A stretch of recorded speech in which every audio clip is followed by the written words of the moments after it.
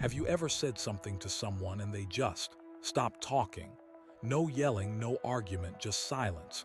And you stood there thinking, what just happened? Or maybe you're that person, the one who gets hurt and goes mute. People tell you to just talk, but you can't, and you don't know why. Well, I do. Here's what most people don't get. When you go quiet after getting hurt, everyone thinks you chose that. Like you decided to give someone the silent treatment. But that's not what's happening.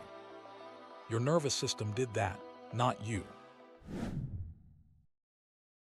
Dr. Peter Levine studied stress responses for decades.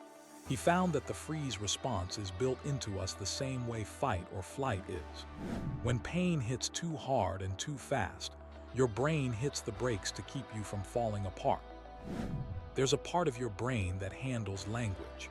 Researchers found that during emotional overload, that part goes quiet. So when someone says, just tell me what's wrong, and nothing comes out, that's not you being stubborn. Your brain made words harder to reach because it's busy keeping you in one piece. You're not shutting people out. You're holding yourself together. Big difference. But why you and not someone else? Because you learned it. Nobody is born quiet. Babies scream. Toddlers lose it in the middle of a store. Kids are loud about pain until something teaches them to stop. Something taught you. Maybe you grew up where crying got you in trouble. Maybe you opened up to someone and they laughed, or used it against you. Maybe you said you were hurting and they made you feel like your pain was the problem. So you adapted. You stopped being loud about it, not because you stopped feeling, because feeling out loud kept burning you. Psychologist John Bowlby spent his career on this. When your earliest relationships teach you that being open leads to more pain, your brain remembers. It pulls that lesson out every time something hurts, even years later, even with different people. Your silence isn't a defect. It's a defense system your younger self built. Now here's what nobody sees.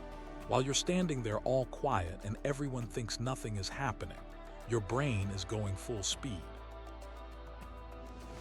Researchers found that people who go quiet under stress show way more activity in brain areas for self-reflection and analyzing outcomes.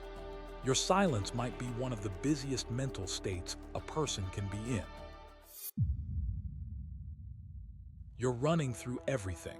Did I cause this? What is this really about?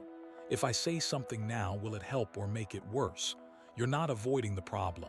You're testing every angle before you open your mouth. And part of your silence is about protecting people you care about. You know that if you talk before you process it, what comes out won't be a conversation. It'll be damage. So you hold it, not to punish anyone, because you care enough not to blow things up. Psychology calls this the window of tolerance, the zone where real talk can happen. Outside it, nothing productive comes out. You knew that. That's why you wait. But here's the painful part. The thing that would help you open up is the opposite of what you get. People push. They follow you around. They say, you can't just shut me out.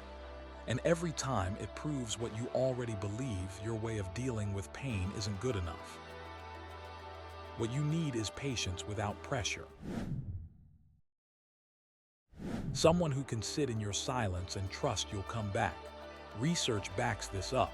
When people who process internally feel no pressure to perform, they open up more. Not because someone forced them, because it felt safe. Last thing, because you wait so long to speak, when you finally do, every word matters. You don't say things you don't mean. You don't throw words to win a fight. When you tell someone how you feel, it's not a reaction, it's a conclusion. That's not being emotionally unavailable. That's being emotionally honest. If this hit home, subscribe. See you in the next one.